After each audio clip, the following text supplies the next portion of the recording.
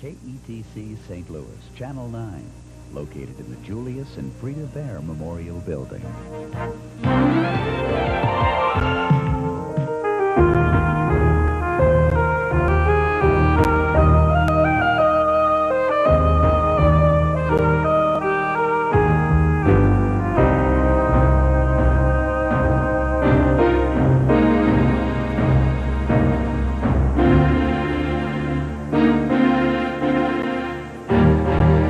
Tonight, the Kennedys, a special presentation of the American Experience. Major funding for this series is provided by the Corporation for Public Broadcasting and by the financial support of viewers like you. Corporate funding for the American Experience is provided by Aetna. For more than 135 years, a part of the American Experience.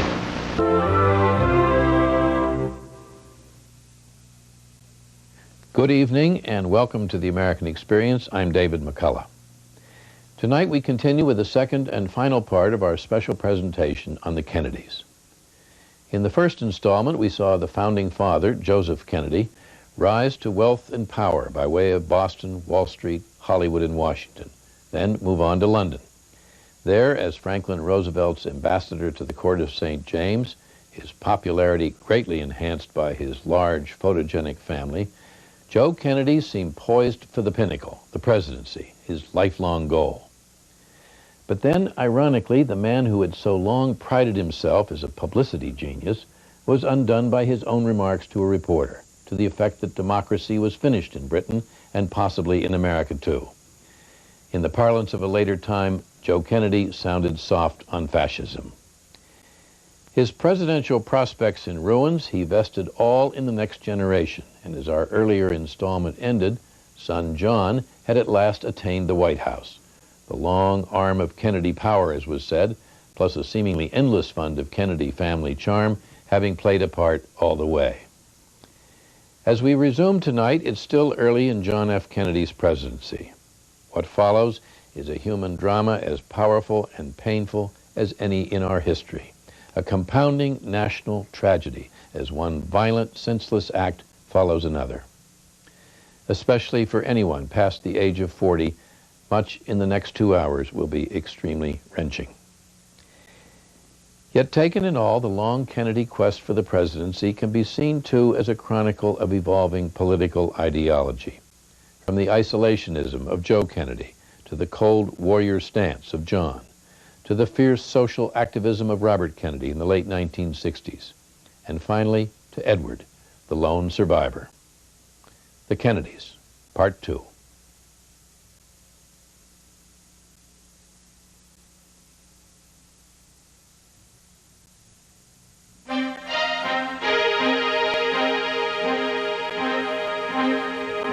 The inauguration of John F. Kennedy had been the culmination of a relentless drive for power, begun by his father, Joseph Kennedy, more than 3 decades earlier.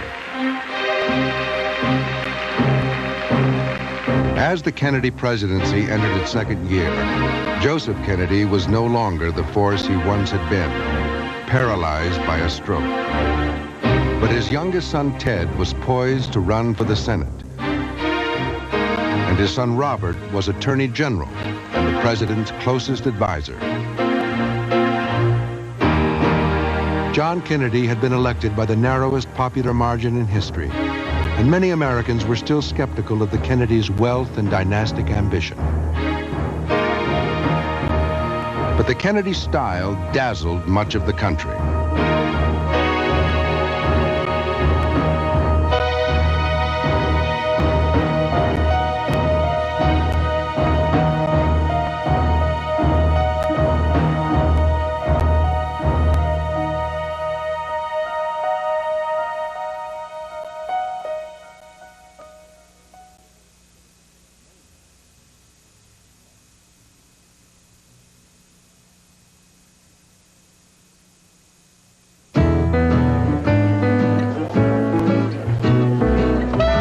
The Kennedys were everything everybody wanted to be. It had this aura of glamour and brains and power and energy, and together and they're having fun. And in this town, there's always the desire to be in and be close, no matter how dull the president. But when the president is not dull, but is glamorous and exciting, and his wife is beautiful, and his kids are gorgeous, and everybody's playing touch football, and they're movie stars. Holy smokes.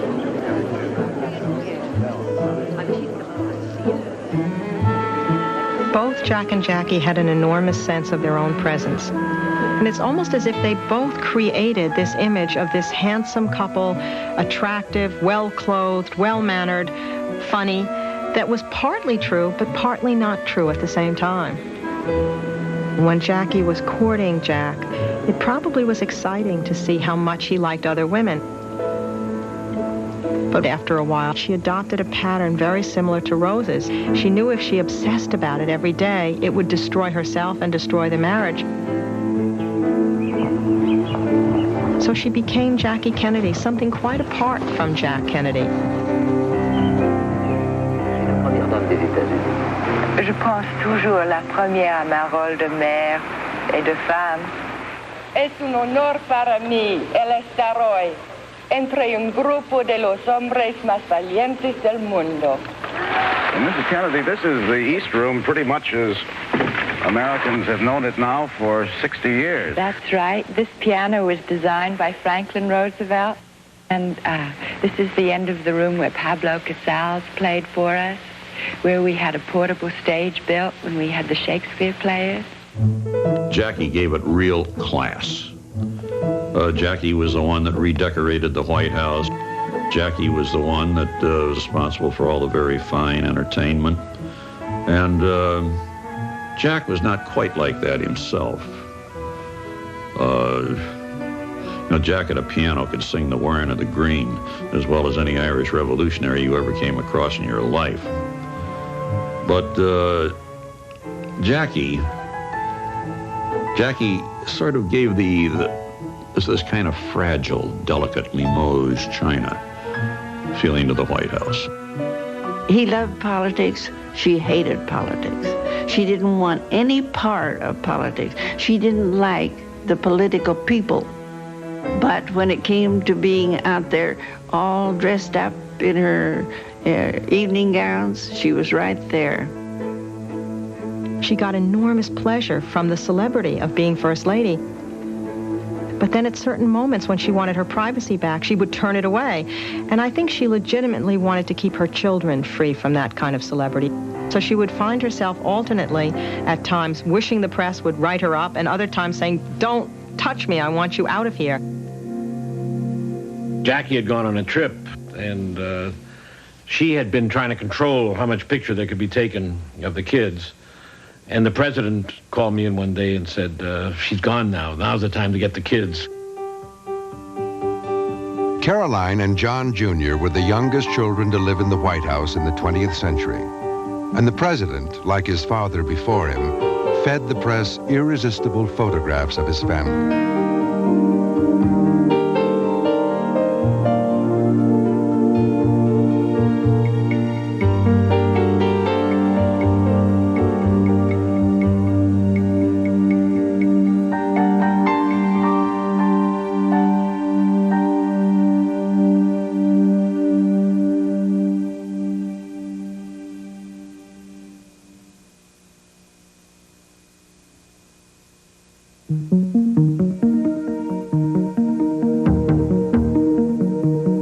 The Kennedys were clearly making their own rules so that Bobby Kennedy could be Attorney General. No one would ever dream of appointing his brother to the cabinet. But Jack did it, and he could get away with it. And then there was the other brother they had to take care of. Ted Kennedy turned 30 in February 1962, now old enough to run for his brother's old Senate seat. But when Edward McCormick, nephew of the Speaker of the House, challenged Kennedy's right to the nomination, the president sent Ted to ask Tip O'Neill to intercede. He said, I don't want to run against Eddie. He says, You know, he says it's not good for the party, it's not good for the relationships in Washington. And he said, I'll pay, we understand that he owes $100,000. We'll take care of his expenses. My father will see that he gets a good client. He said anything that he's interested in, he said he can have. He said an ambassadorship or something of that nature. And I listened to the story, and I went back and told John McCormick, and John talked to Eddie, and I talked to Eddie, and Eddie made the decision that he was going to run anyway. The Kennedys failed to buy off McCormick. And when Ted was challenged to a televised debate, the president feared his inexperienced younger brother might give in to his emotions if attacked. I remember sitting in the Oval Office being peppered by questions by my brother and by a couple of his aides, which was quite intimidating, certainly, to say the least. But I was being asked by the master. The president had Ted rehearse his responses and warned him to stay calm, no matter what McCormick said. If his name was Edward Moore, with his qualifications, with your qualifications, Ted, if it was Edward Moore, your candidacy would be a joke. But nobody's laughing.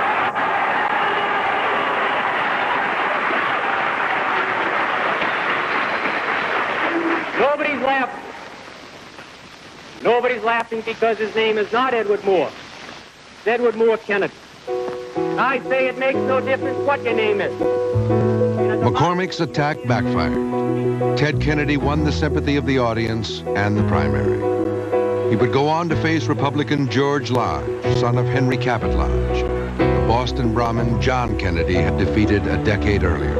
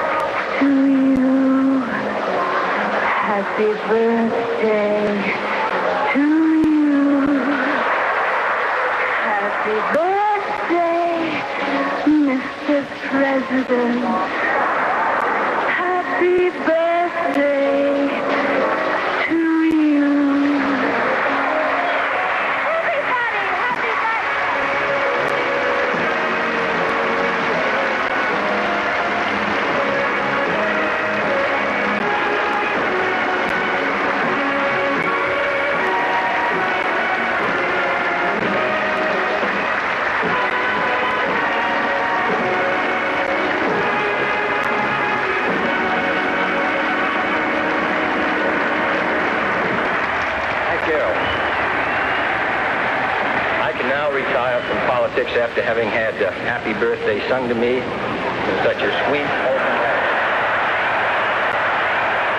It was his 45th birthday. A big rally at Madison Square Garden, climaxed by Marilyn Monroe singing Happy Birthday to You.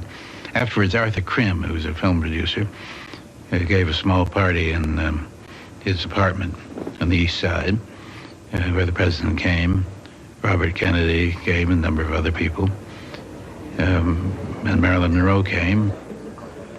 People have always made such a great to-do over Marilyn's associations with the Kennedys.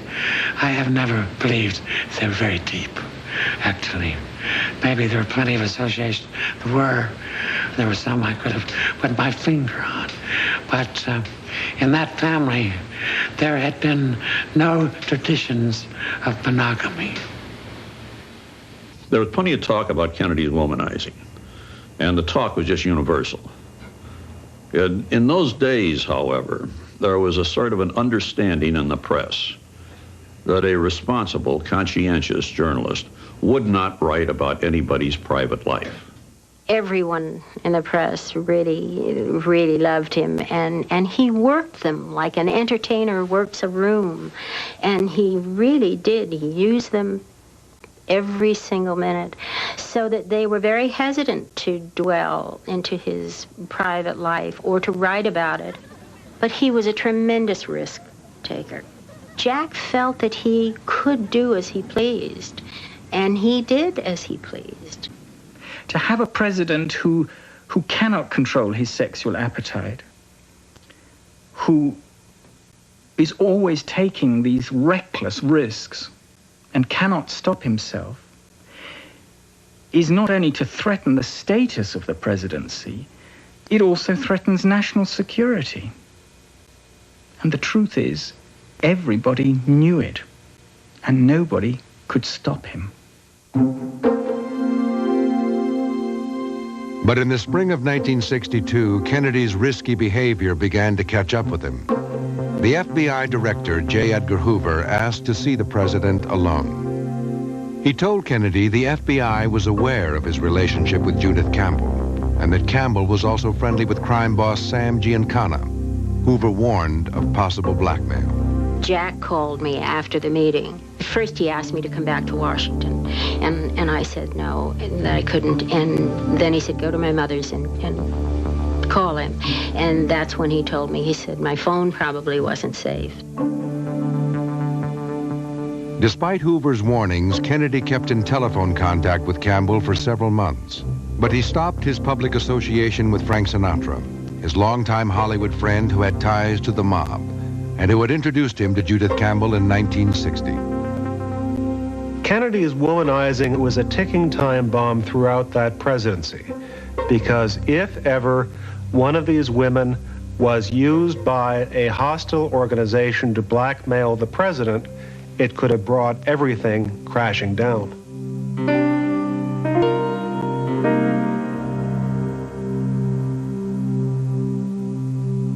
Scene 1A, take 1, copy with Kennedy's at Hyannisport.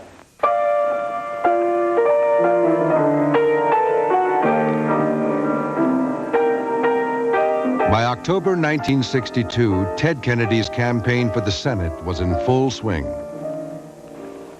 Here is Ted, our youngest son, in front of his father. You can see Jack, the president now. You can see Bobby, the attorney general, and my daughters. On either side, of course, are the papal guards. I thought with all these spiritual advantages, Ted might grow up and be a priest, or even a bishop. But he met a beautiful blonde one night, and so that was the end of my ambition in that direction. Hello, Tara. How are you, dear? Have you got your book to read to Grandma this morning? But as Rose Kennedy campaigned for her youngest son, her second son was facing the most serious crisis of the entire Cold War era.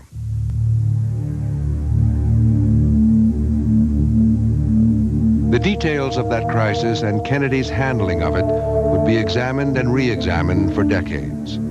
And its impact upon him would profoundly change the way he and his successors waged the Cold War in the coming years.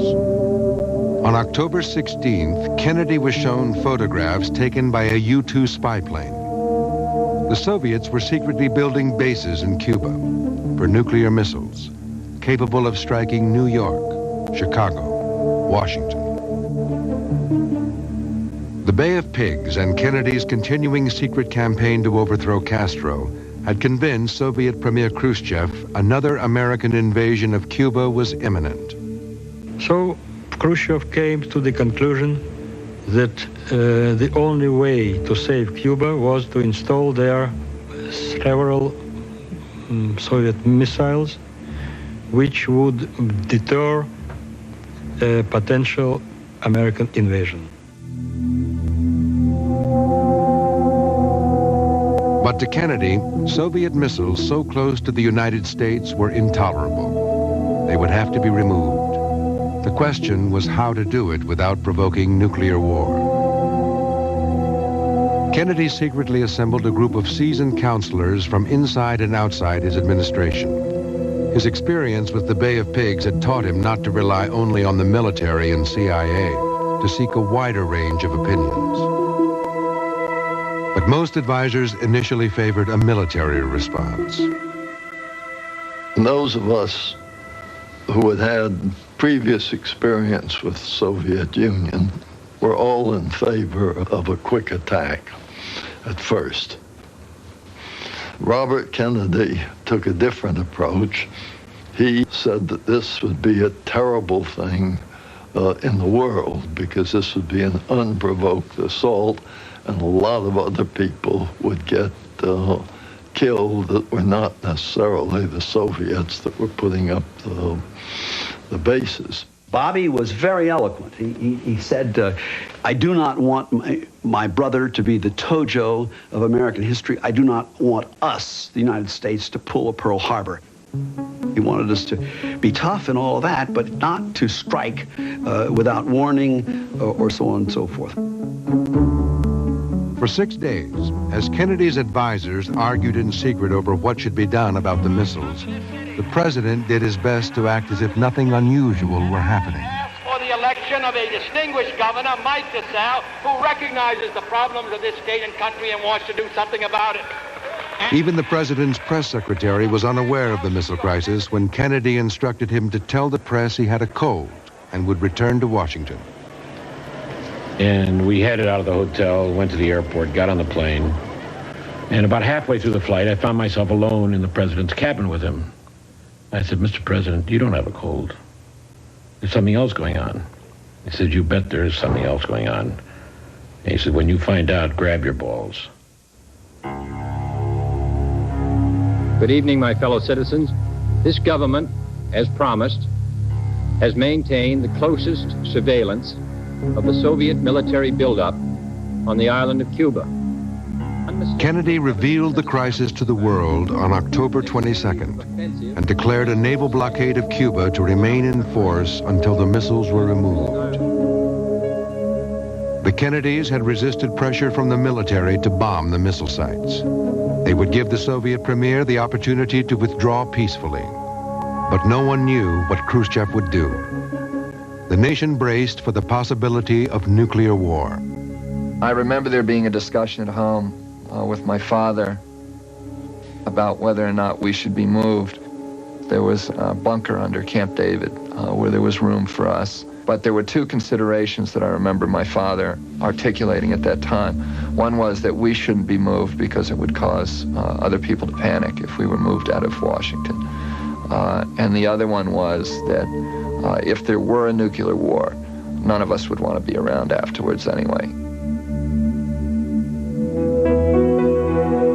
In the end, both sides pulled back from confrontation. Khrushchev agreed to withdraw the missiles in exchange for Kennedy's public pledge not to invade Cuba and his private promise to remove American missiles from Turkish bases near the Soviet border.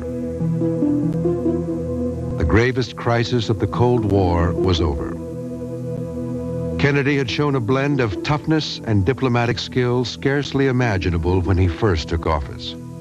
But he also recognized how close the world had come to disaster, how large a part luck had played in its survival. You know, it's absolutely crazy. He says the two men sitting on opposite sides of the world have the power to destroy all of Western civilization. And it was really at that point, I think that was the turning point of Kennedy's presidency. Kennedy moved to reduce the possibility of future confrontation. In the ensuing months, he negotiated the first arms agreement of the nuclear age, installed the first direct communication link to the Soviet premier, and at American University in June 1963, called for a new era of tolerance. Let us re-examine our attitude towards the Soviet Union. No government or social system is so evil that its people must be considered as lacking in virtue. For in the final analysis, our most basic common link is that we all inhabit this small planet. We all breathe the same air. We all cherish our children's future. And we are all mortal.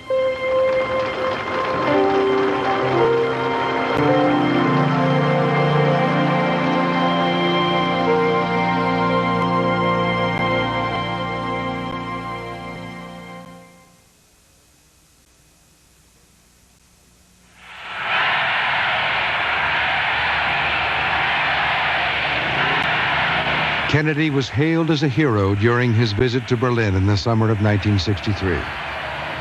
The outcome of the Cuban Missile Crisis had helped relieve doubts about the young president. His failure at the Bay of Pigs was all but forgotten. And his reckless private behavior remained a closely guarded secret. All free men, wherever they may live, are citizens of Berlin. And therefore, as a free man, I take pride in the words, Ich bin ein Berliner.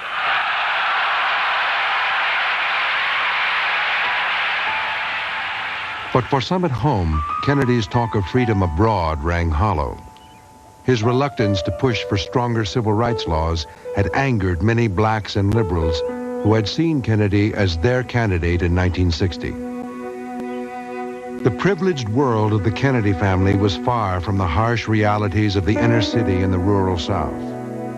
I won't say I stayed awake nights worrying about civil rights before I became Attorney General, Robert Kennedy later admitted.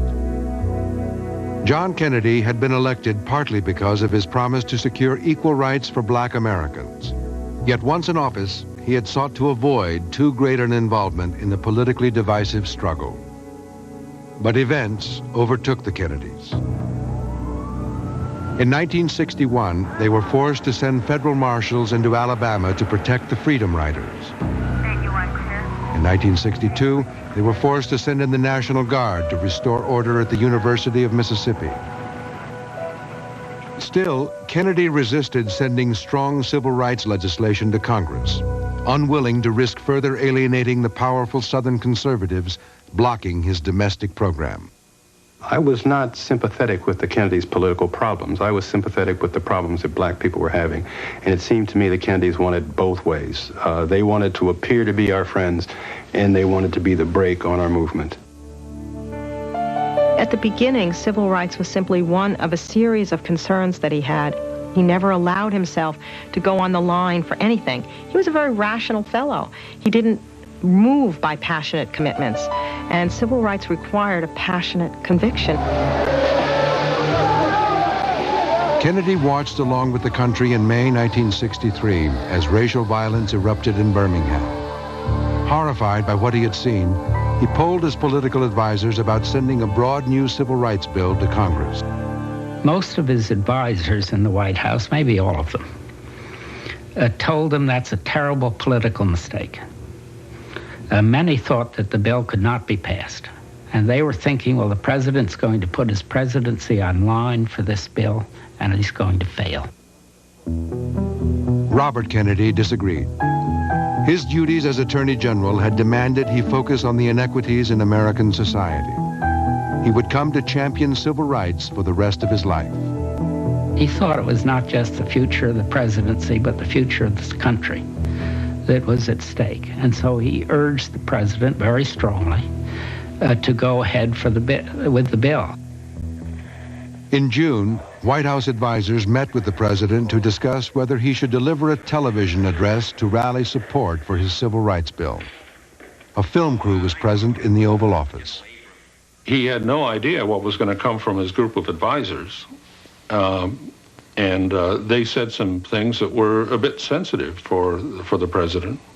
They got into whether or not Congress would be put off by a president making a speech about civil rights and so forth. I don't think you can get by now without having an address on television, at least during this period of time, giving some direction and having it in the hands of the president. In the end, Kennedy sided with his brother.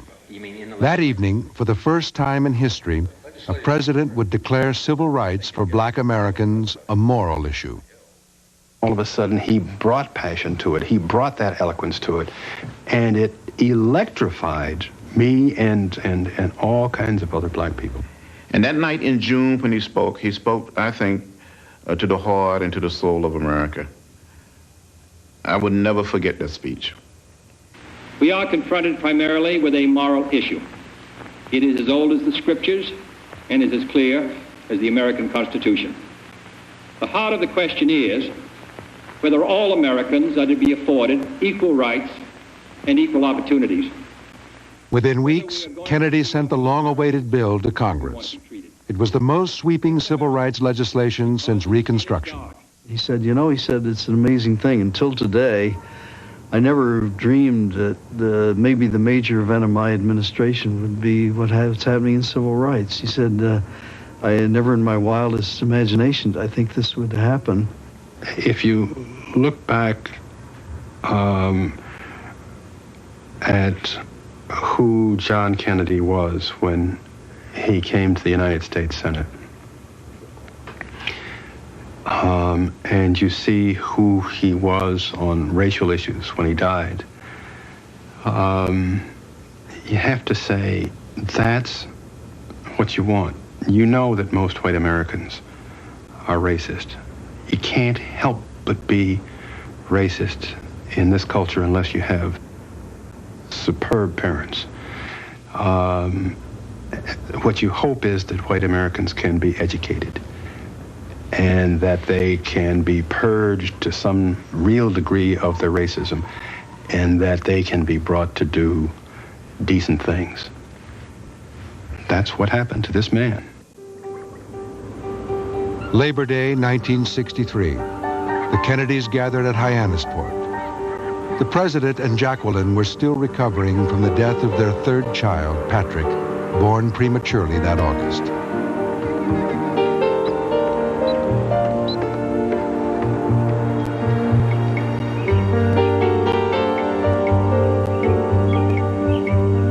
John Jr. greeted his grandfather. The ambassador had been confined to a wheelchair for nearly 2 years now. Later that day, Kennedy prepared to be interviewed by Walter Cronkite about the growing American commitment in Vietnam, where Kennedy had now sent some 16,000 military advisors. For decades to come, his words that afternoon would be used by some to prove he had already decided to pull out of the war. In the final analysis, it's their war. They're the ones who have to win it or lose it. We can help them. We can give them equipment. We can send our men out there as advisors, but they have to win it, the people of Vietnam, against the communists. But what the president said next would be used by others to prove the opposite, that Kennedy planned to continue America's commitment. But I don't agree with those who say we should withdraw. That'd be a great mistake. That'd be a great mistake. I know people don't like Americans to be engaged in this kind of an effort. 47 Americans have been killed in combat with the enemy. But this is a very important struggle, even though it's far away. Kennedy's ambiguous answer reflected deep divisions in his administration. The war was going badly, and 2 months later, he secretly encouraged a military coup, hoping to install more effective Vietnamese leadership. The new regime proved just as flawed. The war in Vietnam would grow and become the most controversial legacy of the Kennedy presidency.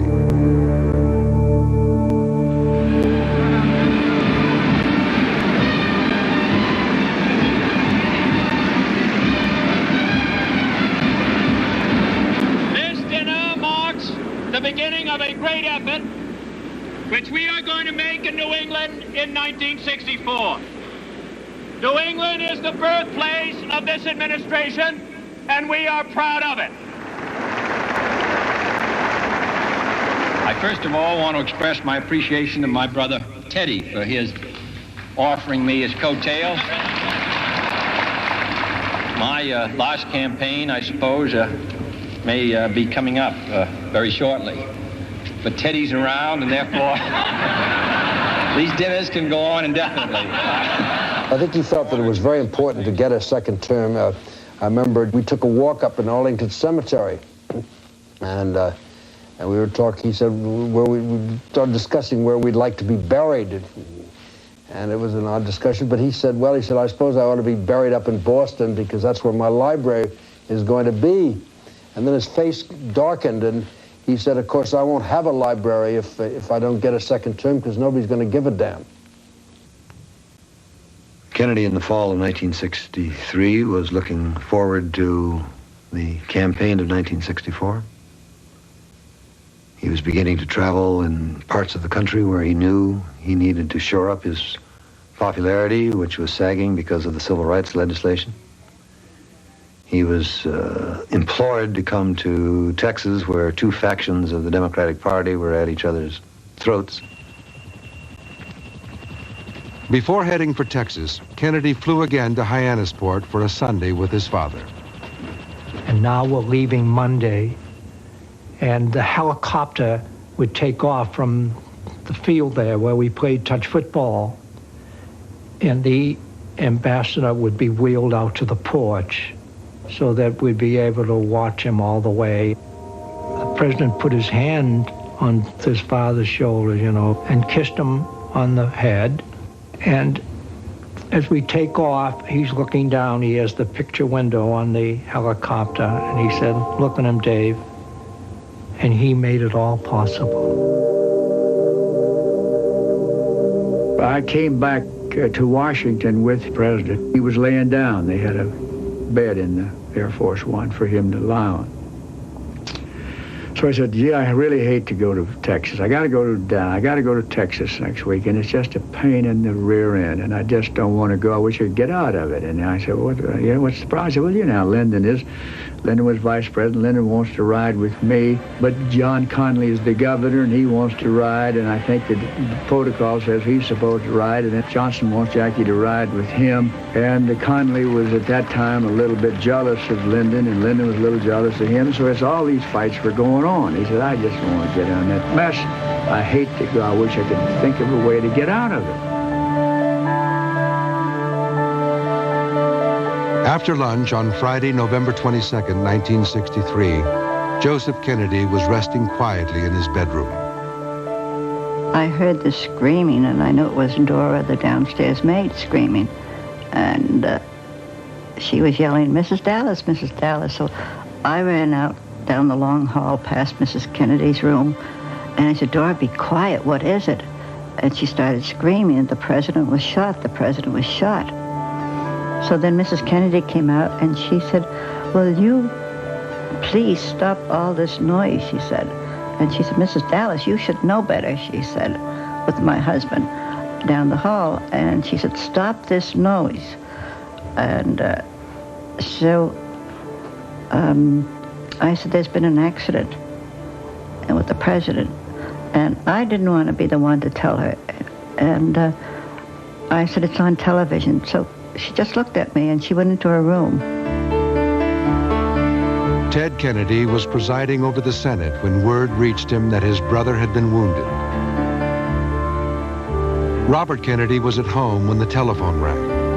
It was J. Edgar Hoover. The president had been shot, he said. He would call back when he had more details. From Dallas, Texas, the flash, apparently official, President Kennedy died at 1 p.m. Central Standard Time, 2 o'clock Eastern Standard Time, some 38 minutes ago.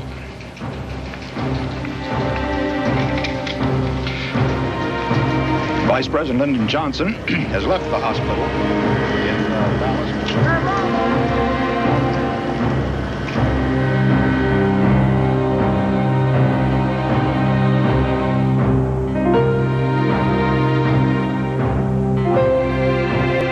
Finally, everything settled in the Lincoln Room, I think. It was the big, when you turn left when you come in the door. And it came time to go to bed, and I was with Bobby then most of the time, and I went upstairs, and I went to get some sleeping pills for him. And I gave them to him and talked with him for a while, and then he seemed to be ready to go. And so I closed the door, and I waited outside just and I heard him just sobbing.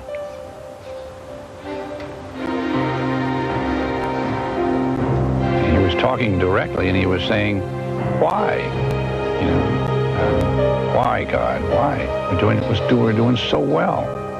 Everything was really so poised so well. Why?" And he repeated it and repeated it and repeated it, and finally quiet, and I left.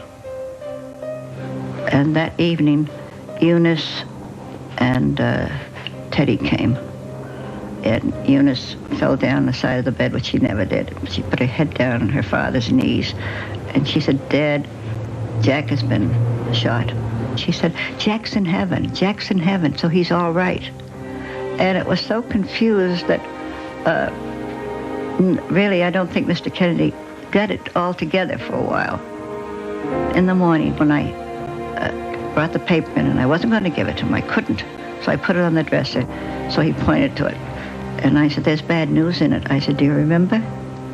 And he just looked at me, and I said, it's about the president. I didn't say your son. I said, it's about the president. And he just went like this to the paper. And he took the paper, and he looked at the headlines, and he put his head back on the pillow. And there was just horrible, I mean, the silence there. And then I looked at him, and this man that rarely cried, I saw the tears coming down his cheeks.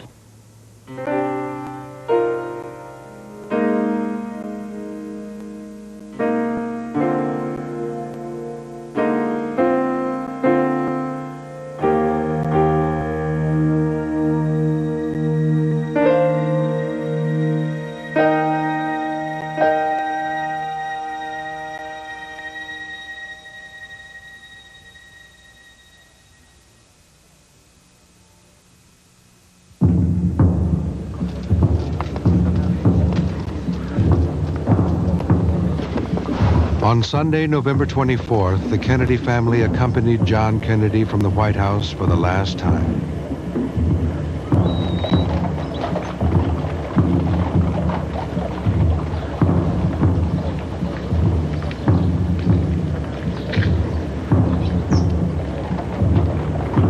For the next 18 hours, the flag-draped casket would lie in state in the Capitol Rotunda, awaiting Monday's funeral. These arrangements had been made within hours of the assassination under Mrs. Kennedy's supervision.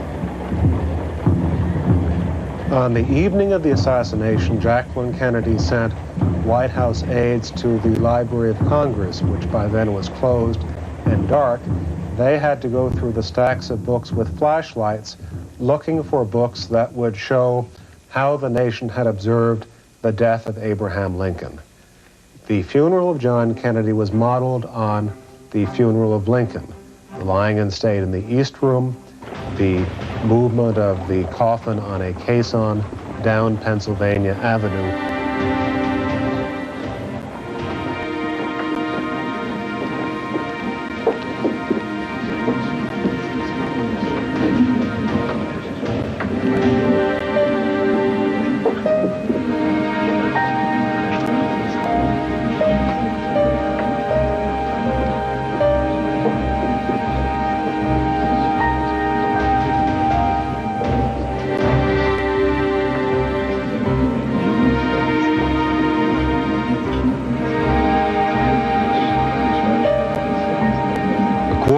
Mourners filed through the Capitol Rotunda in a line that stretched 3 miles. A special commission headed by the Chief Justice Earl Warren would find a lone assassin responsible for the president's death. But over time, most Americans would come to doubt that explanation, and for decades would wrestle with the meaning of what happened in Dallas. I just remember feeling that sense that it was impossible that it could have happened, that somebody in the middle of the vitality of his life was struck down. It made all of us, including myself, just feel more vulnerable. You're young, you can't ever imagine you're going to die, and somehow when John Kennedy died, there was that sense of the arbitrariness of fate, as if you could die too.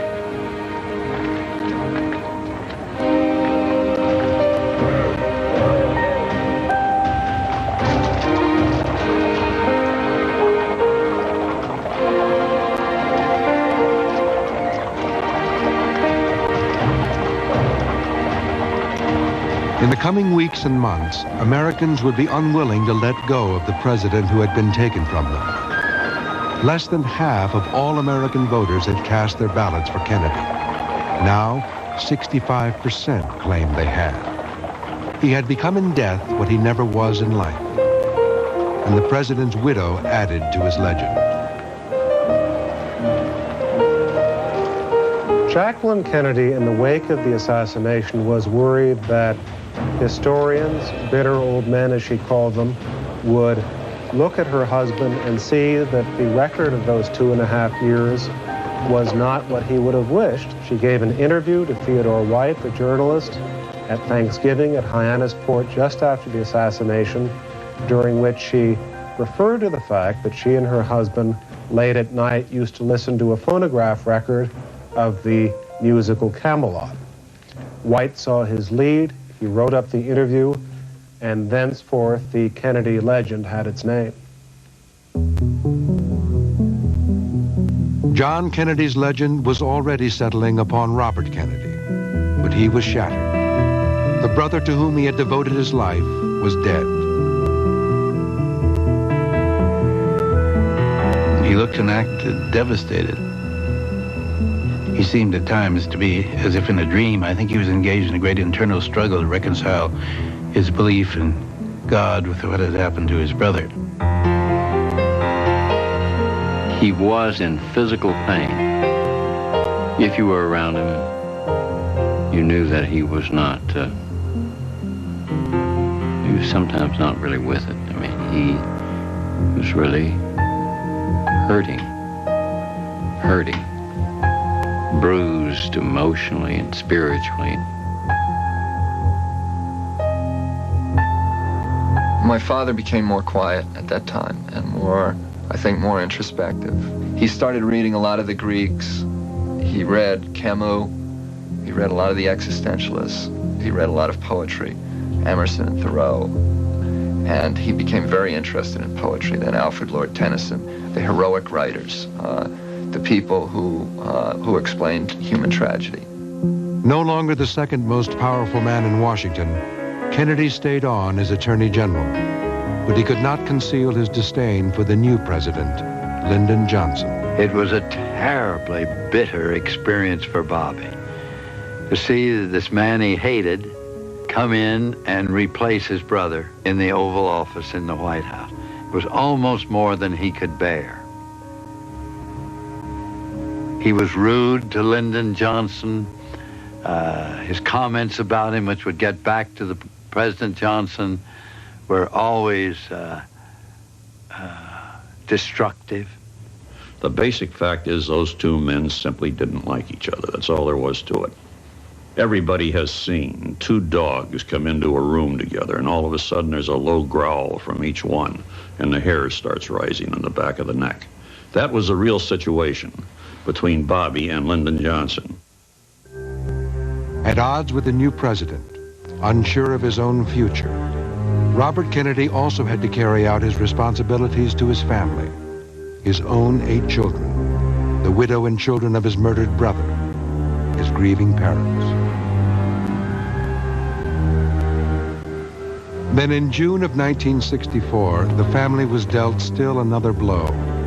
Senator Edward Kennedy was seriously injured in a plane crash. His back was broken. For a time, the family feared the youngest Kennedy would not live. "Is it ever going to end for you people?" a reporter asked Robert Kennedy. "I was just thinking," he answered, "if my mother hadn't had any more children than her first 4, she would have nothing now. I guess the only reason we've survived is that there are more of us than there is trouble." The senator would remain hospitalized for 6 months.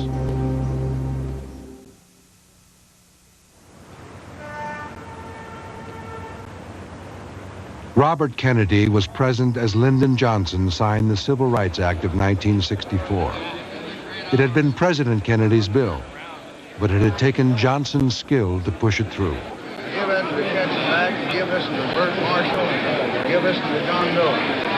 You got any more now? The tension between the Attorney General and the President was obvious.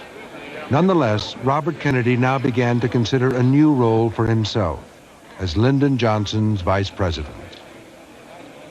Undoubtedly, he looked upon it in a way that Johnson would not have looked upon it. That is, he wanted to be there to carry on the legacy of the previous president, not the incumbent president, almost as a co-executive. And Johnson, rightfully so, looking at it objectively, could not accept that. Johnson would not hear of it. And at the Democratic Convention, to make certain the delegates were not stampeded into drafting Robert Kennedy for the vice presidency, he moved a planned tribute to John Kennedy to the very last night. And now, it is my privilege and honor to introduce the man who stood closer to him in times of crisis and in times of fun than anyone else, his brother, Robert Kennedy.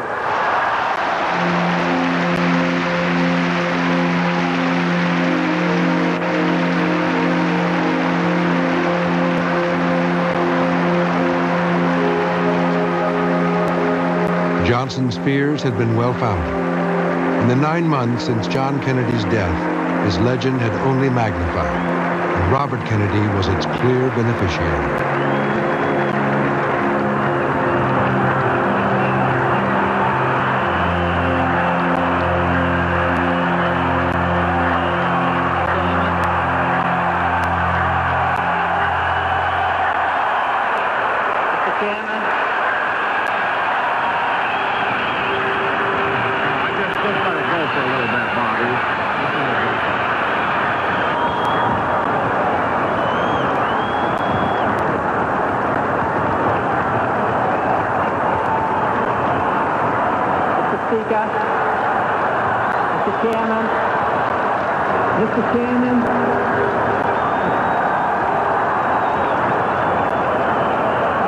The demonstration went on for 22 minutes before Kennedy was able to speak.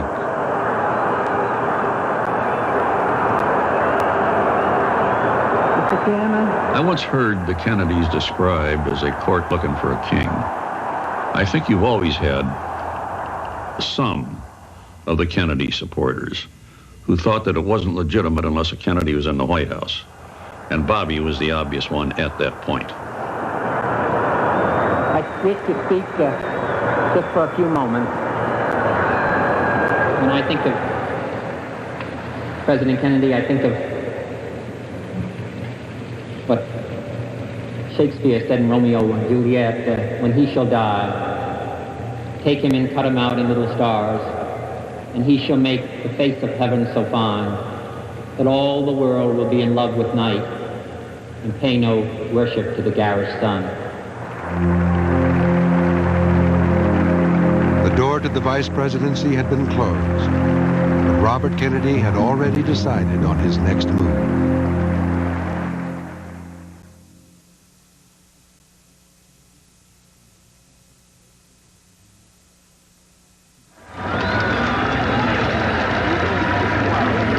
By the fall of 1964, Robert Kennedy was back in the bare-knuckled political world he knew best. He would run for the United States Senate from New York. I am deeply thankful to all of you for the nomination that you have offered to me today. And what can a fellow brought in from Massachusetts by a handful of political bosses in order to establish a power base in New York know about the problems of New Yorkers? The campaign would not be easy. Since he did not yet even live in New York State, some called him a carpetbagger. Liberals remembered he had once worked for Joseph McCarthy, and Jewish voters were suspicious of any son of Joseph Kennedy. It was not very good when he first went out on the stump, seemed to not project very well. You couldn't tell whether he wasn't very good at it, or maybe even that he was still carrying around some psychological baggage in terms of thinking about his brother. In the past, Robert Kennedy had managed campaigns for his brother. Now he was the candidate, and the transition was difficult. What about this tour of the Fulton Fish Market? What are your impressions? Well, they have a lot of fish, and I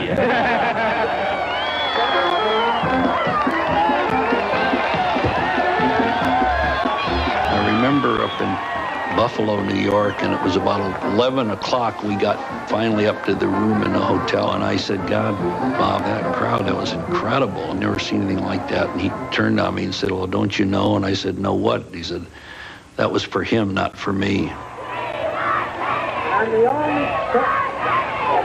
Large crowds turned out in every city and town Kennedy visited, but he ran behind in the polls.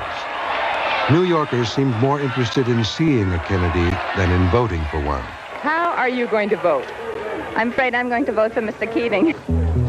The Kennedys mounted a lavish campaign, flooding the airwaves with radio and television spots. A Kennedy television crew trailed the candidate wherever he went. Every afternoon about 3 o'clock, 2 planes would take off from LaGuardia Field, and they carried film. One would crisscross the state and end up in Buffalo, and the other would go north up to Albany and dropping off film. And a lot of the television stations used that film, and not all of them said it was from the Kennedy campaign. The Kennedy forces were out in 2 states that political season, campaigning in Massachusetts for Ted, still hospitalized, and converging on New York to help Robert, his wife Ethel expecting their 9th child, his sisters Pat Lawford and Jean Smith, and the candidate's 74-year-old mother. This is an honor and a pleasure that I've never had before. To introduce my son on a platform. I can tell you, of course, a great deal about him. I used to spank him with the ruler. It gives me great pleasure to introduce my 7th child, Robert Francis Kennedy. I want to thank my mother for the kind introduction. That's what we've gotten down to this campaign. After some of these polls came out that we were not doing too well, we took Mother. I did it 72 years Yeah, I know. I'm going to tell them you did. Well, why don't you give your own speech? Well, see, that's it. We don't have... My brother and I never... The reason she's never introduced any of us before is because we never go on the same platform with her. We couldn't possibly compete with that. November 3rd, 1964, Election Day. Robert Kennedy couldn't vote in New York. He didn't meet the state's residency requirement.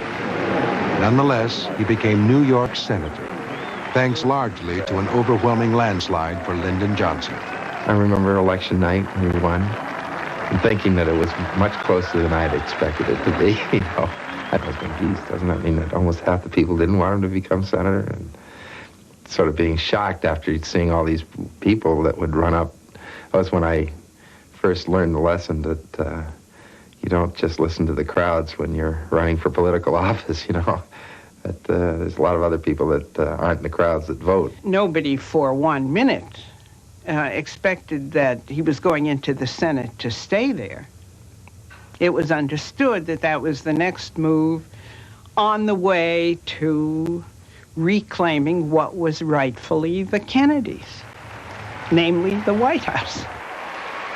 The same night Robert Kennedy won his relatively narrow victory in New York, in Massachusetts, Edward Kennedy was swept back into office by a landslide. I think I asked him whether he was ruthless. No, you didn't. I was just saying that he'd gotten awful fresh since he's been in bed. His wife had won the campaign for him. He'll make a speech if you don't look out. Any of you from New York?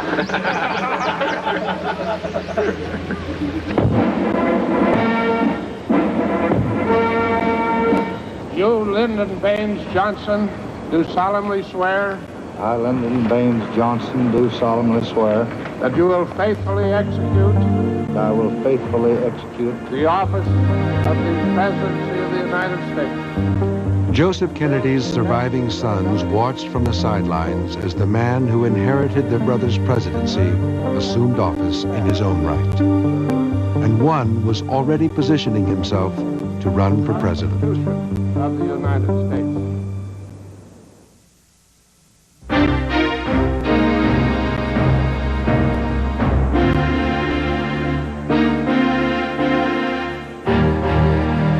The Kennedys, a special presentation of the American experience, will return after a brief intermission. Next time on Nova, were these men sacrificed to science? Men were being taken advantage of by the federal government. This was not some mad scientists in the basement doing this. Many lives were lost, but the experiments continued. Correspondent George Strait travels to Alabama to find out the truth behind the deadly deception. That's next time on Nova. Tuesday at 8 on Channel 9. When you join Channel 9 at the $150 level, you receive a golden opportunity to save with the 9-card Gold. Enjoy a complimentary dessert at Baldo's Restaurant. Save 50% on your regular studio or location photographic session fee with Bentley Studio Limited. Enjoy 2 full days at Silver Dollar City for the price of 1 through Branson Vacation Reservations. Call 726-9900 and go for the Gold with the 9-card Gold, only for Channel 9 members. Don't forget, men, today, we're gonna win. He took a simple sport and turned it into a national obsession. Let's go here.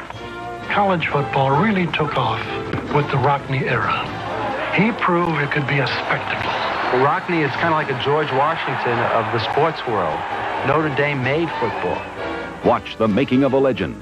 Knute Rockne and his Fighting Irish on The American Experience. Monday at 9 on Channel 9. It would be one of the most important news events of our time. It would mean the end of a major cause of heart disease, the elimination of a major cause of kidney disease, the eradication of a major cause of blindness. It's why we're spending millions in research dollars every year to make it happen. Won't you support one of the greatest research efforts of our time? You're watching Channel 9, KETC St. Louis. Major funding for this series is provided by the Corporation for Public Broadcasting and by the financial support of viewers like you.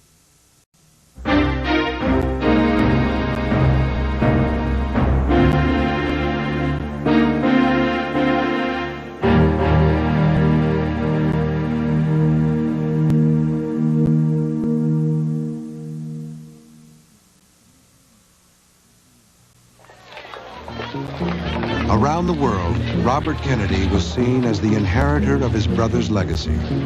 If you ever traveled with Robert Kennedy, you found that he was like an American rock star. People grabbed at him and touched him and so forth. So that is indicative of sort of the way he was treated, too, by the press as a senator. Normally, a new senator would sort of be seen and not heard. He had no opportunity for that had he been so inclined. He was a national figure already, and that made him very different from many other senators.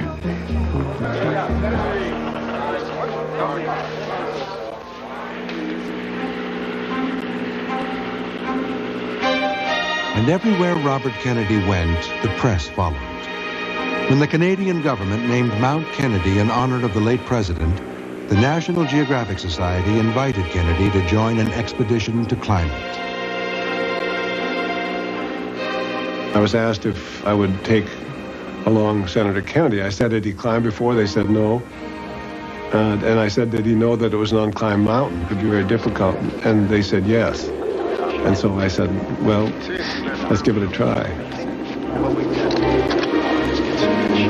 Robert Kennedy was constantly challenging himself, putting himself in risky situations, doing things he didn't like doing, like climbing mountains when actually he had suffered from vertigo.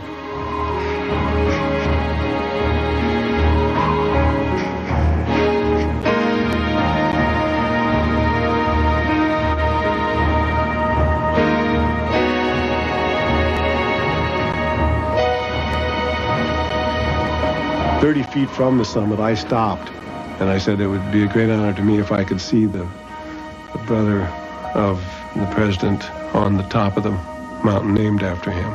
So he went up first and stood on the summit alone.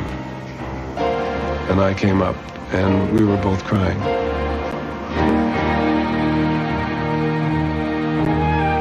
The weather was beautiful. There wasn't a cloud in the sky. We could see for hundreds of miles.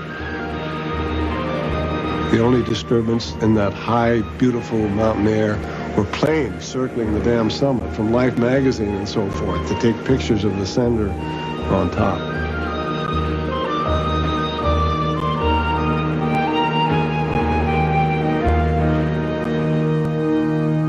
At the summit, Senator Kennedy unfurled the Kennedy crest, a pointed reminder that he believed himself to be the legitimate heir to the man for whom the mountain was named.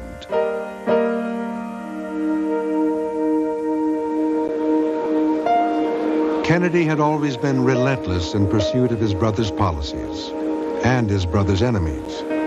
Now he would be just as relentless in carving out a constituency of his own to the left of Lyndon Johnson, drawn from the dissatisfied, the poor, the young, blacks, Indians, and the migrant workers of California. We were like the forgotten. No one identified with us of any consequence. And then, of course, after he did that, a lot of people began to identify, which is what happens, you know. He was very sincere, very intense. You know, it made everything seem very personal to him. He went right out into the fields, talk to the workers, you know, right out to where they were working, where they were picketing. The workers just really loved him. And then he went from our headquarters to the hearings, so he wasn't hiding the fact that he was pro-farm worker. Bobby was intense. When he focused on something, it was almost like a laser beam. You'd almost feel it cutting your skin. If I have reason to believe that there's going to be a riot started and somebody tells me that there's going to be trouble if you don't stop them, then it's my duty to stop them. And then you go out and arrest them? Well, absolutely. And charge them? Charge them. What do you charge them with? Violating unlawful assembly. This is the most interesting concept, I think, that you suddenly hear or talk about the fact that somebody makes a report about somebody's going to get out of order, perhaps violate the law, and you go in and arrest them. They haven't done anything wrong. How can you go arrest somebody if they haven't violated the law? They're ready to violate the law. In other words,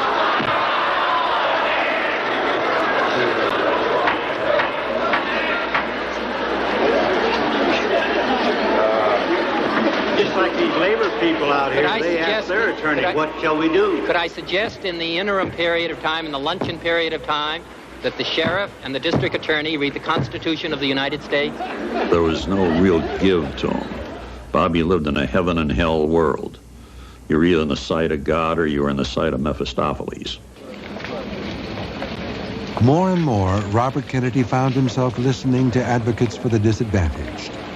Marion Wright was a lawyer for the National Association for the Advancement of Colored People.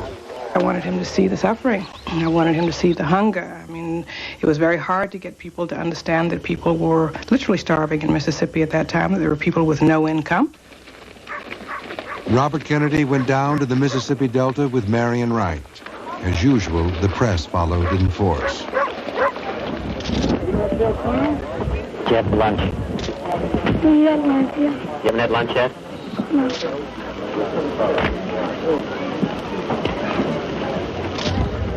He walked in and saw in a dark back room a child that was obviously malnourished with a bloated stomach, that was not very responsive, and he stooped down and began to try to get the child to respond, touching and feeling and talking to the child. The child did not respond. He was obviously deeply moved and deeply outraged. And conveyed that when he walked back out again into the light of the day and the light of the cameras. Senator, what do you make of the problem of poverty in this, our poorest state? Well, I think it's obviously greater poverty as we've had in our country. And I think that considering we have a gross national product of some $700 billion, and that we spend $75 billion on armaments, weapons, that you would think that we spend almost $3 billion each year on dogs in the United States as American citizens, that we could be doing more for those who are poor, and particularly for our children. Robert Kennedy became a man who was connected to the world's pain after his brother's death, and he could learn about the world's pain.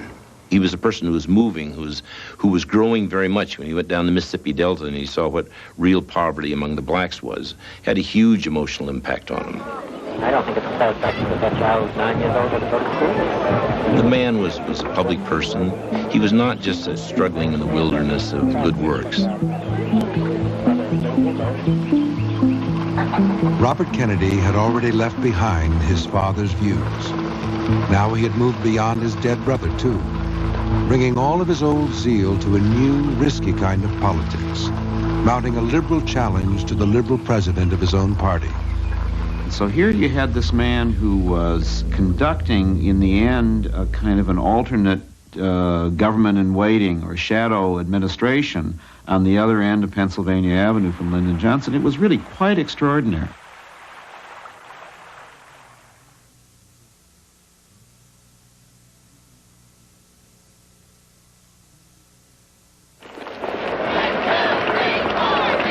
As America's divisions over Vietnam deepened and the cost of the conflict weakened Johnson's war on poverty, the Kennedy brothers were caught up in the national agony. Ted Kennedy began to criticize the war obliquely, seeking to alleviate the suffering of refugees. For Robert Kennedy, Vietnam represented an especially painful dilemma. He had, after all, been involved with the original policy and had made the judgment in what he thought was a responsible and a serious way that it made sense to go in. And you didn't turn around on that just lightly, just because the newspapers were making a fuss. You didn't just throw that over automatically. A negotiated settlement means that each side must concede. Bob himself, in my opinion, believed in military force. He believed in tough law enforcement. A loss of the Robert Kennedy cult since then tends to idealize him as a much more idealistic, even naive person. He was not that. He was a power operator personally. He believed in American government, society asserting power in proper places. Tonight in Vietnam, more than 200,000 of your young Americans stand there fighting for your freedom. Johnson's steady escalation of the war troubled Kennedy more and more. And that their cause, which is our cause, shall be sustained. In March of 1967, he broke openly with Johnson over Vietnam. I was involved in the question of the struggle in Vietnam, and I'm sure that administration, President Kennedy, made mistakes in which I was personally involved. So I think that if there's the question of the blame or the responsibility for the problems of Vietnam, there's enough blame to go around for everybody. The war, he told the Senate, is not just a nation's responsibility, but yours and mine. It is we who send our young men off to die. It is our chemicals that scorch the children and our bombs that level the villages. We are all participants. He called for a halt to the bombing of North Vietnam in a negotiated settlement. Some of Kennedy's advisors began urging him to take on the president of his own party. I thought that Johnson was enormously vulnerable. I thought the Republicans would beat him in 1968. And I thought that it was Robert Kennedy's opportunity and responsibility to run and get elected president. I said, wait. Your time will come. But this time you will run, you'll be defeated, you'll be charged forever with having divided the party, and this would be, I think, a tragic decision on your part. My concern were that, one, that the opposition to the war was going to get personalized, and that something that he cared most about, which was the ending the war, as well as attention to the problems of the cities, were going to be submerged. Bobby wanted the presidency so much he could taste it, and Abe remembered. But Kennedy sided with his more cautious advisors. He feared his entry into the race would be seen as a purely personal challenge to the president. When anti-war leaders asked him to run, he turned them down. I'm going to remain on as a United States Senator representing the state of New York, and I'm going to support the Democratic ticket in 1968 of President Johnson Hubert Humphrey.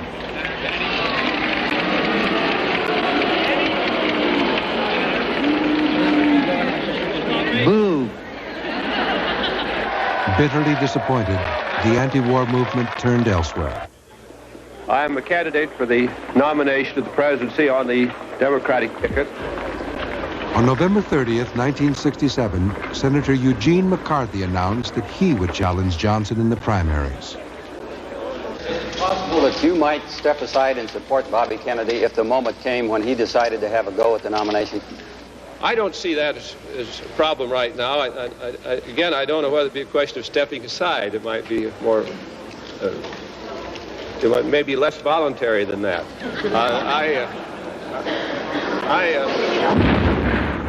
In January 1968, the Tet Offensive broadened America's opposition to the war and helped Eugene McCarthy win 40% of the vote in the New Hampshire primary.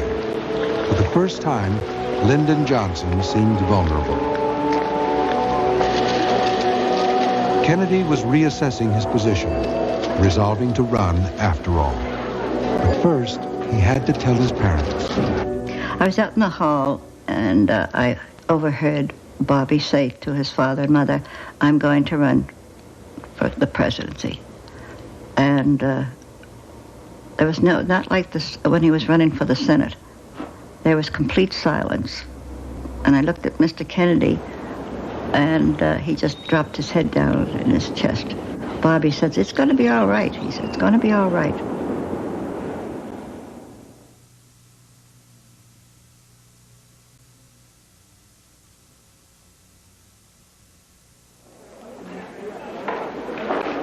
Just 4 days after Eugene McCarthy's strong showing in New Hampshire, Robert Kennedy and his family arrived at the Senate office building to announce his candidacy. This was the same spot on which John Kennedy had opened his campaign in January of 1960. And Robert Kennedy used his brother's opening line.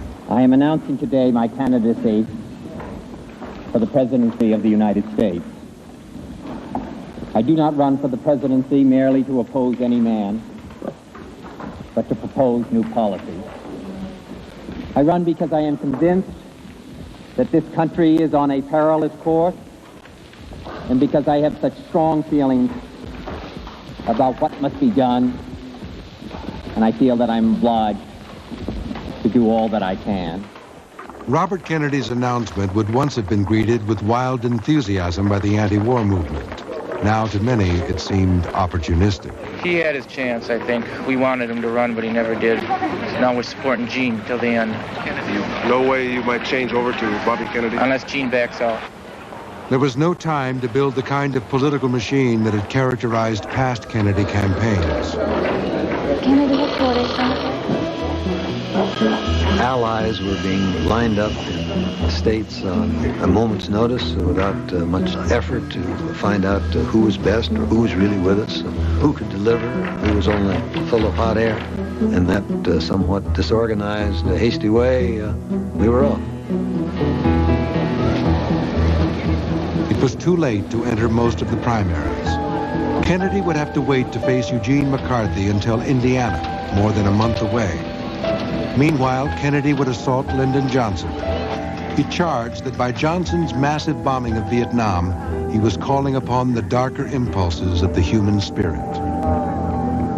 Some of his speeches got very close to demagoguery. And I said so in a couple of pieces in the Post. And when I went back to the airplane to take off on the next leg of the trip, some young woman tried to stop me from boarding the plane, saying that I wasn't welcome there. But I got aboard, and a little while later, Ethel Kennedy came down the aisle with my story wadded up and threw it in my face. In the first 2 weeks of his campaign, Kennedy visited 16 states, denouncing Johnson before huge crowds. Then, on the evening of March 31st, as Kennedy flew home to New York City, everything suddenly changed. Johnson bowed out of the race. Once Lyndon Johnson withdrew from the race, its character changed. Robert Kennedy had gotten a lot of strength from Lyndon Johnson's unpopularity. Kennedy then had to all of a sudden turn around and talk about what he was going to do for the next 4 years. And without hostility or delusion. Kennedy now had to rethink his whole campaign. He had to find a way to differentiate himself from Eugene McCarthy and from Johnson's hand-picked successor, Hubert Humphrey. But there was no time. As Kennedy rushed on, he had to improvise. Then, flying into Indianapolis, Indiana, he received news that would shock the country. The evening of April 4th, 1968, we were in the midst of organizing a rally, outdoor rally, in a transitional neighborhood. And sometime during the gathering of people, someone informed us that Martin Luther King Jr. had been shot. No one in the crowd yet knew of King's death. Some Kennedy aides urged him to cancel his appearance for fear the crowd's anger at the news might turn on him. Kennedy refused. Robert Kennedy came in and spoke from his soul, the depth of his soul. Martin Luther King was shot and was killed tonight in Memphis.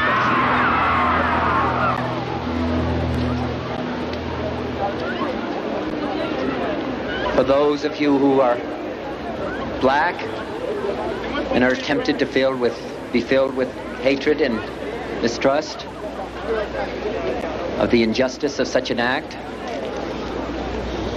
against all white people, I would only say that I can also feel in my own heart the same kind of feeling. I had a member of my family killed, but he was killed by a white man. It is not the end of violence. It is not the end of lawlessness, and it's not the end of disorder. But the vast majority of white people and the vast majority of black people in this country want to live together, want to improve the quality of our life, and want justice for all human beings that abide in our land. After the funeral of Dr. King, I felt I had lost a friend, a big brother, a colleague. Somehow I sort of said to myself, well, we still have Bobby Kennedy. And I just snapped out of it like that and got back on the campaign trail. Anger over Dr. King's murder set ghetto neighborhoods ablaze all across America, further separating blacks from whites. But blacks continued to turn out in unprecedented numbers for Robert Kennedy, struggling to touch his hands, tearing at his clothes, frightening some Americans by their intensity. He was becoming a lightning rod for one dissatisfied group after another. There was a frenzy in that environment when he was out there, and that seemed to symbolize to a lot of Americans, I think, the fear that America itself was out of control, that we really didn't have a lid anymore on our social problems, and that revolution was really around the corner. On the other hand, there was a group of Americans who felt that only Bobby could heal the divisions, that because he was tough and because he was straightforward and because he was passionate, he could bring the blue-collar workers and the blacks together, and no one else could have. Yeah, I always thought that if he got to be president, he'd either be a great president or a disaster. He might run into a head-on confrontation with Congress and never accomplish, be able to get anything done.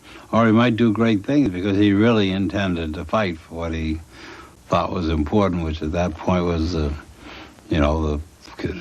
civil rights and blacks, the poor, and the underdog and the working class with whom he identified as a militant. And of course that was also his weakness in a sense. He could frighten people because of his militancy that would come through. Senator Robert Kennedy has won the first primary test in his attempt to secure the Democratic nomination for the presidency. Good evening. Robert Kennedy has won the Democratic primary in the state of Nebraska. Despite his victories, Kennedy trailed Humphrey almost 2-1 in the race for delegates. He pushed on to Oregon and lost. It was the first time any Kennedy had ever lost an election. Oregon, a fine state, but as Bob said afterwards, just doesn't have enough poor people, black people, or working people. And so we stumbled. Everything now depended on the California primary. I think that probably I have to win here. I haven't dealt with percentages before, and I don't think it's very helpful at the moment. I've got to go because I got thousands of fans waiting for me, I hope. Thank you very much. Well, by the time he got there, Gene McCarthy had already been knocking on the door, and many people in the liberal community had both arms, both legs around Gene McCarthy and were kissing him on the neck and biting him on the ear. And so we came into that campaign behind. Robert Kennedy campaigned throughout the state, drawing huge crowds. But by Election Day, it was still too close to call. Everything finally came down to the black and Latino neighborhoods where the turnout was usually low. Throughout the day, we had been checking the precincts, and we see the great numbers of people coming and the big numbers of people. We're doing our own exit polling, and we were getting great feedback. The turnout was high, and Latino voters went for Kennedy 15-1. He won California with almost 50% of the vote. So when we all gathered at the Ambassador, this was just a great feeling of you know, excitement and happiness and joy. I could only see that he had one security person, and that kind of entered my mind. But I didn't want to say anything because this was such a glorious moment. I didn't want to spoil it by saying anything that might be negative.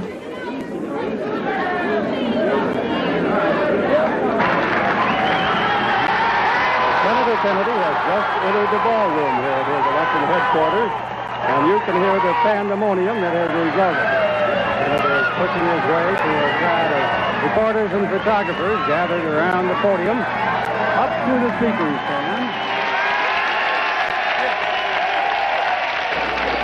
What I think is quite clear is that we can work together in the last analysis, and that what has been going on within the United States over the period of the last 3 years, the divisions, the violence, the disenchantment with our society, the divisions, whether it's between blacks and whites, between the poor and the more affluent, or between age groups, or in the war in Vietnam, that we can start to work together. We are a great country, and a selfish country, and a compassionate country. And I intend to make that my basis for running and over the period of the next year.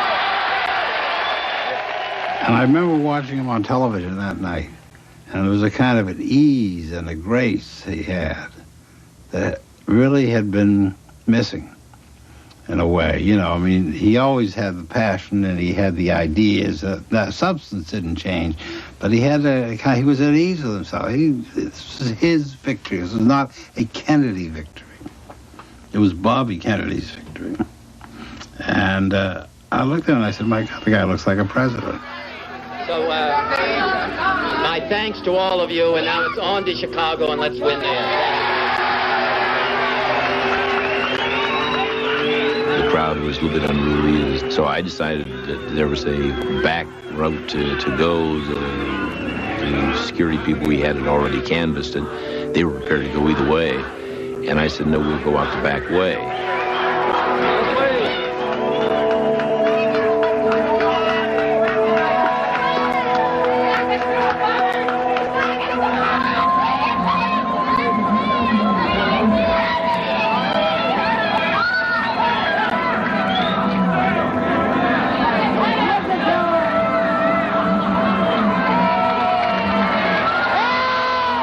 As Robert Kennedy entered the kitchen, he turned to shake hands with the busboy. At that moment, gunshots rang out.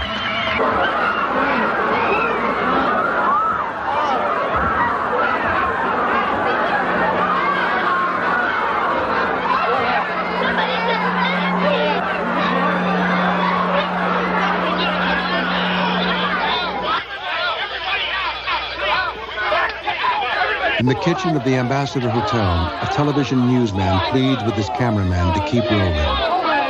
Shoot it! Please shoot it! Oh, no! At another Los Angeles hotel, McCarthy campaign workers are stunned as they watch on television.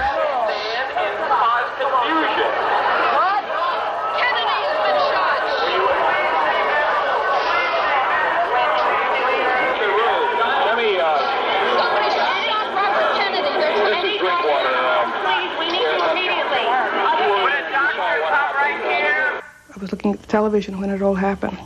My reaction? Horror. Horror. Because after Dr. King, he was kind of the last hope for a sane and morally mindful direction in the country. And I think, like many Americans, I just couldn't believe it was happening again, and the great fear about the path of violence that apparently had been opened up in our nation. All the next day, the country waited for news of Kennedy's condition. When the president was assassinated, the family became very stoic. When Bobby was shot, the whole house fell apart. Mrs. Kennedy fell apart, and she kept saying, "My son, my son."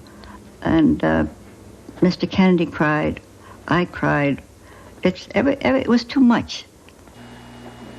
Senator Robert Francis Kennedy died at 1:44 a.m. today, June 6, 1968.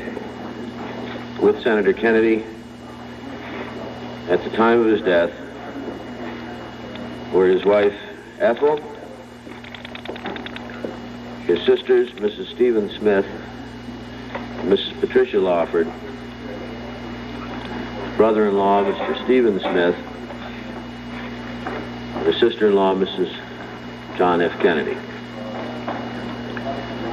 He was 42 years old.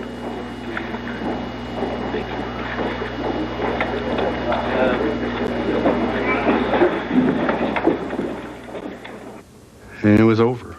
I mean, the whole thing was over. The whole period of lift and hope and struggle was all over. It's just over.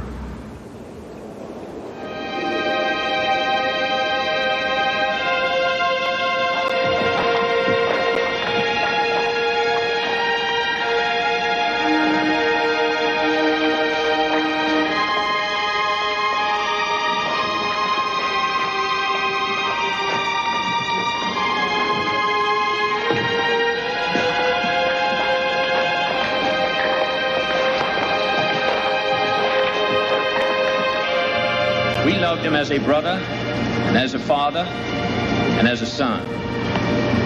From his parents and from his older brothers and sisters, Joe and Kathleen, Jack, he received an inspiration which he passed on to all of us.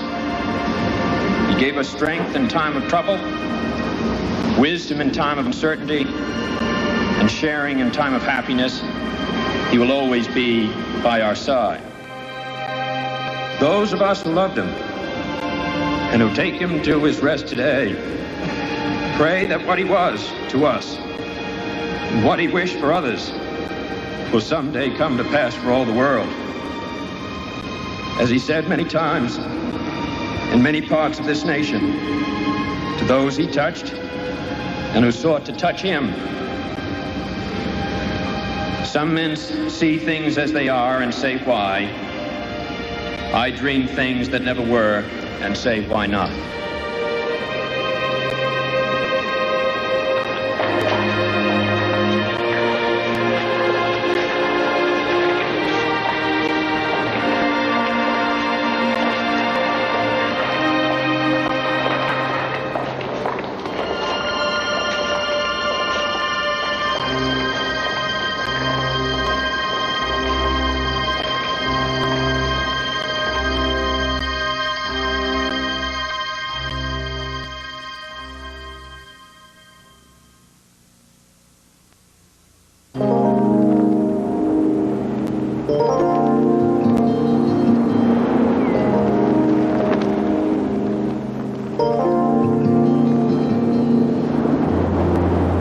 Just 1 week after Robert Kennedy's funeral, Edward Kennedy appeared on national television with his father and mother. We cannot always understand the ways of Almighty God, the crosses which he sends us, the sacrifices which he demands of us. But we know his great goodness and his love.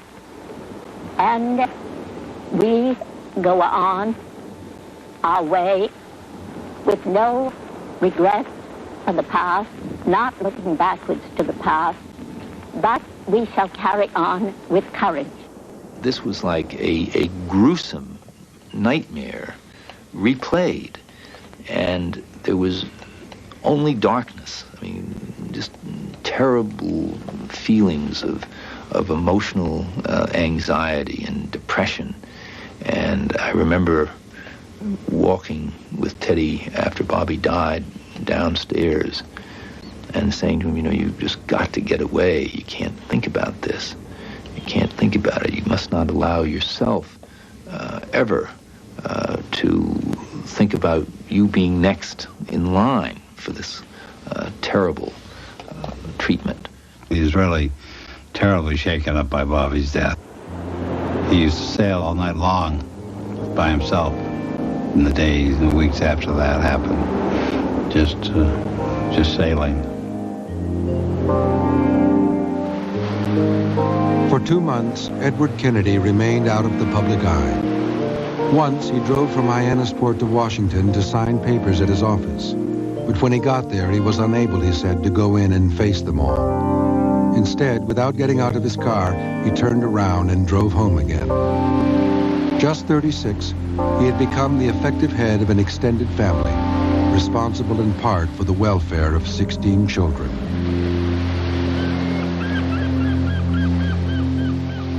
I give you Senator Kennedy.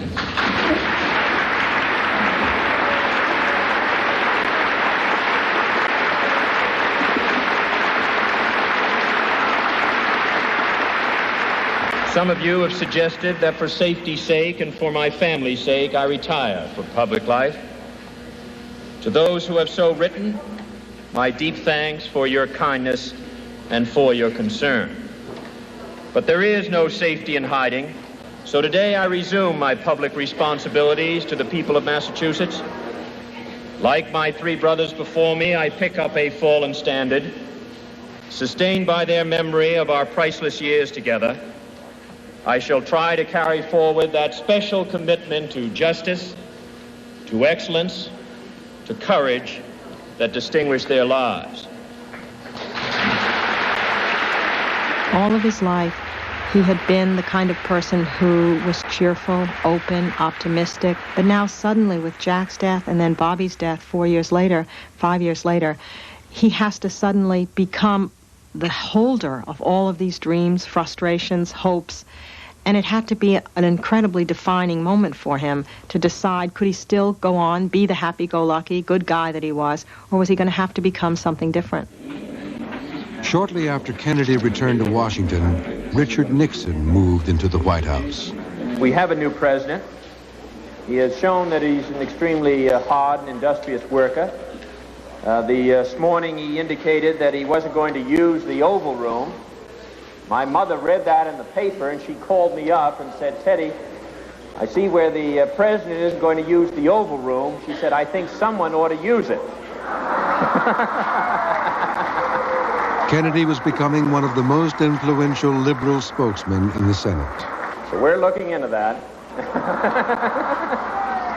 It seemed likely that when Nixon ran for re-election in 1972, his opponent would be Joseph Kennedy's 4th son.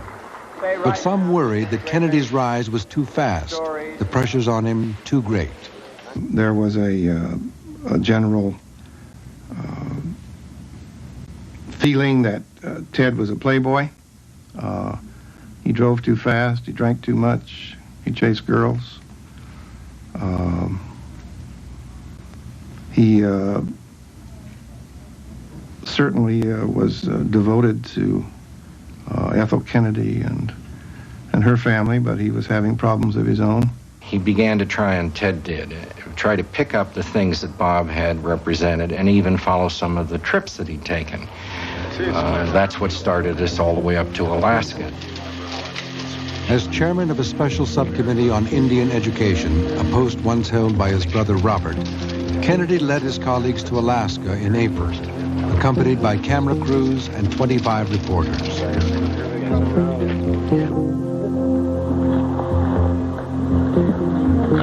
He did his best to act as his brother would have acted, but it wasn't the same. How's this little girl?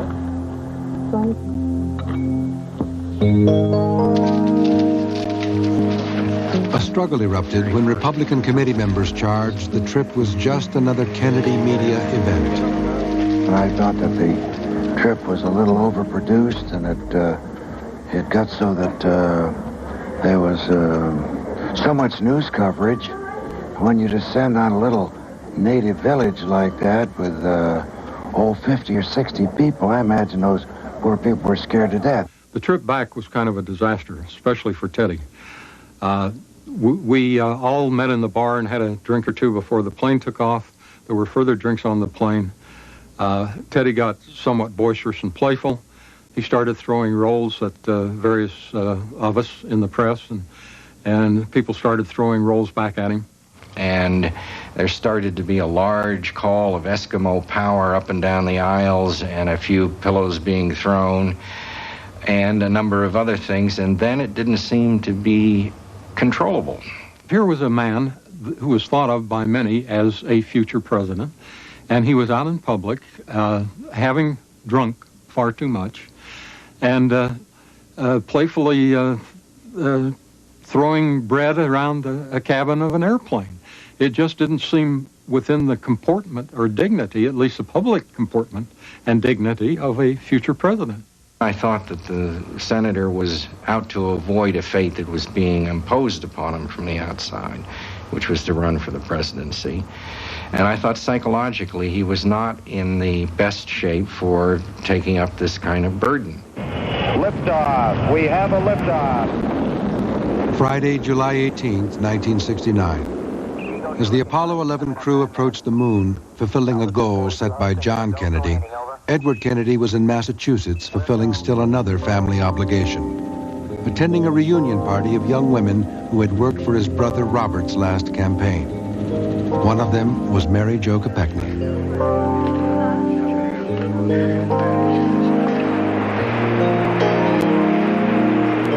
The party was held on Chappaquiddick Island off Martha's Vineyard.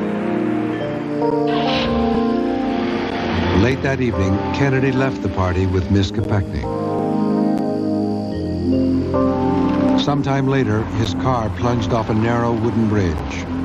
Kennedy managed to get out. His passenger did not.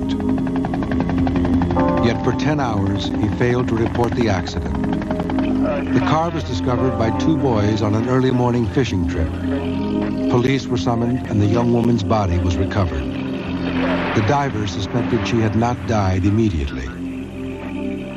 If we had been called at the time of the accident, I think there remains a possibility that you could have saved we might her have been able to save her. Now, again, this is dependent on these two factors, of the amount of air and the integrity of the car. The possibility might even be slight.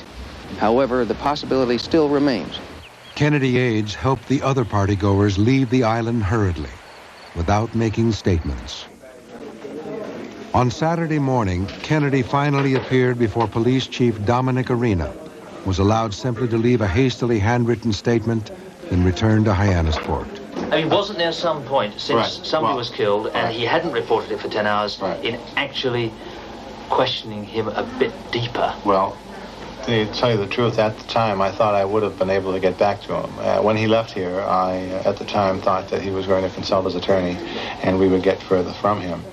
After Chappaquiddick, I could still see Eunice flying in the house. Eunice was so fast.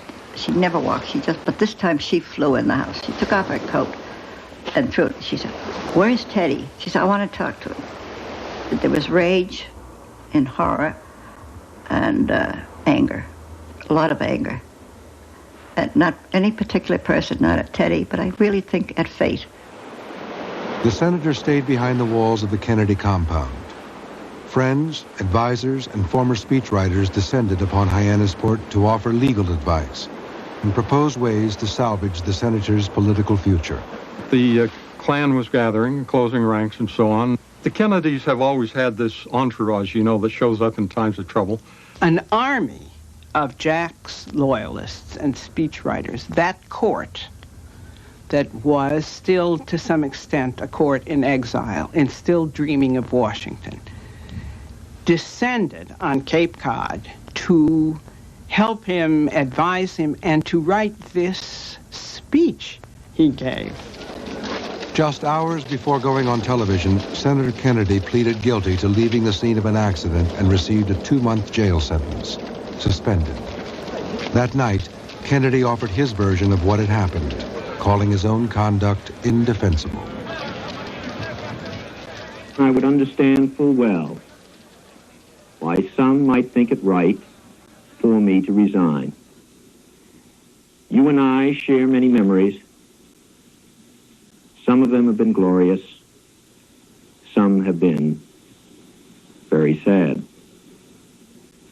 The opportunity to work with you and serve Massachusetts has made my life worthwhile. And so I ask you tonight, the people of Massachusetts to think this through with me. Massachusetts rallied to the last of the Kennedy brothers.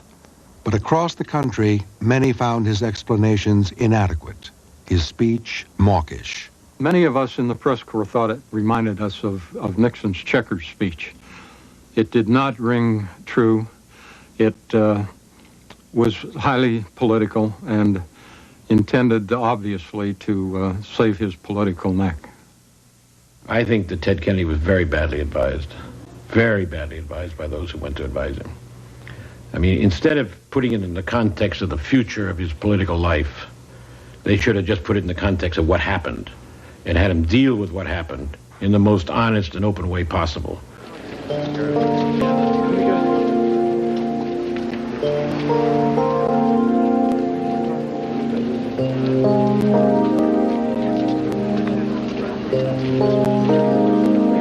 As the story of Chappaquiddick unfolded, Democratic leaders were meeting in Virginia to discuss the next presidential campaign. Everybody knew, they thought, that Ted Kennedy would be the Democratic nominee for president in 1972. Right in the midst of that retreat came the terrible news of the tragedy at Chappaquiddick.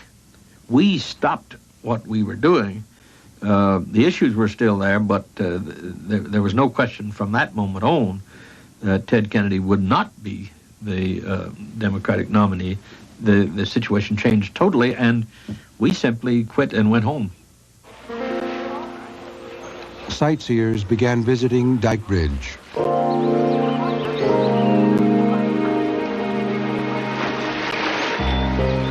Chappaquiddick and what happened there would now become a dark side of the Kennedy legend. Teddy went upstairs, and he said, "Dad, there was an accident." And he said, "There was a girl in the car." And he said, "She drowned." He said, "It was an accident." And his father had his head forward listening to Teddy, and then he dropped his head back. And Teddy sat down, and he put his hands up to his face, and he said, "I don't know, Dad, I don't know." But after that, I could see a deterioration in Mr. Kennedy.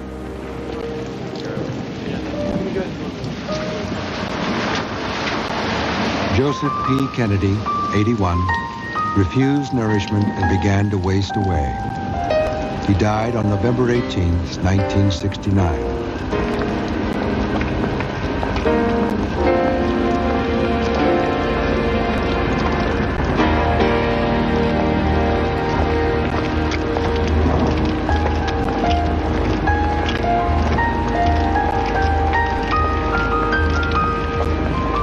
Legacy has to be an enormous burden. Who would want to be in a position of having to live your life with a feeling that if you didn't become President of the United States and fulfill all of these enormous hopes that had been raised by your brothers who never had a chance to fulfill them, that somehow people would judge your life, or you might judge it yourself, to be a failure. I can't conceive of a greater or more difficult burden to carry. To ask a Kennedy to think about what it would have been like to not carry the burden is to ask them to not be alive, because carrying that burden is a part of what they are. So in a certain sense, it was never really a choice for Teddy. He couldn't imagine turning his back on the legacy. He had to become what they wanted him to become. For the next 10 years, Edward Kennedy served as one of the leading liberal spokesmen in the Senate, building a legislative record unmatched by either of his brothers. But despite the shame of Chappaquiddick, despite the complications of his private life, Edward Kennedy still felt obligated to run for president. He would wait through 1972 and 1976, when another Democrat, Jimmy Carter, won the White House. But by 1979, Chappaquiddick seemed forgotten. Ted Kennedy thought he saw his chance.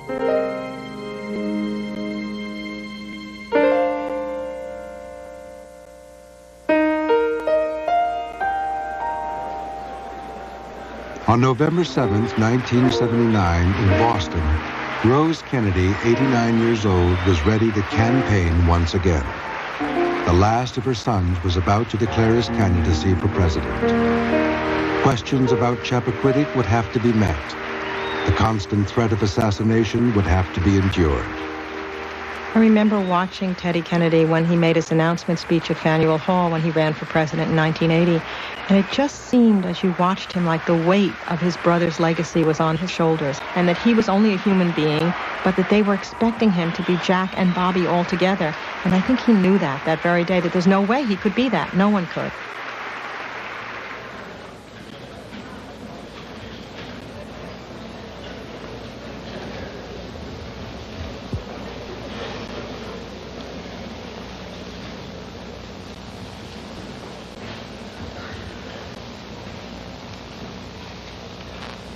Today I speak to all citizens of America, but I wanted to speak to you from home here in Boston. When Kennedy announced, he led 2-1 in the polls, but he quickly fell behind President Carter and never regained the lead.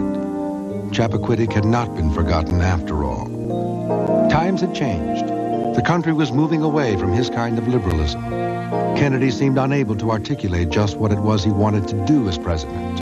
In the end, he lost 24 of the 34 primaries he entered.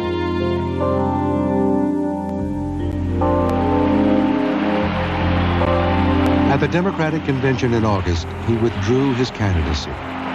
But in his hour of defeat, he spoke with an eloquence that banished for a moment all the shadows on the Kennedy legend. It would be the speech of his life, evoking what his brothers had come to mean to many Americans of their generation. Someday, long after this convention, long after the signs come down and the crowd stop cheering and the band stop playing, may it be said of our campaign that we kept the faith. May it be said of our party in 1980 that we found our faith again. And may it be said of us both in dark passages and in bright days, in the words of Tennyson that my brothers quoted and loved, and that have special meaning for me now. I am a part of all that I have met. Too much is taken, much abides. That which we are, we are. One equal temper of heroic hearts, strong in will to strive, to seek, to find, and not to yield. For me, a few hours ago, this campaign came to an end. For all those whose cares have been our concern, the work goes on, the cause endures, the hope still lives, and the dream shall never die.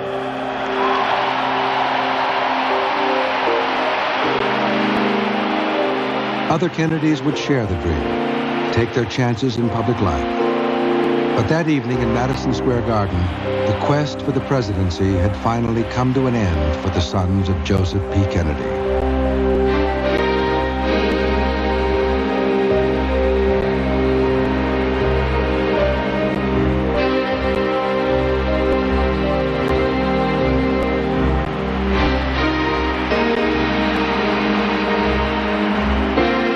Their father had once been willing to pay any price for power.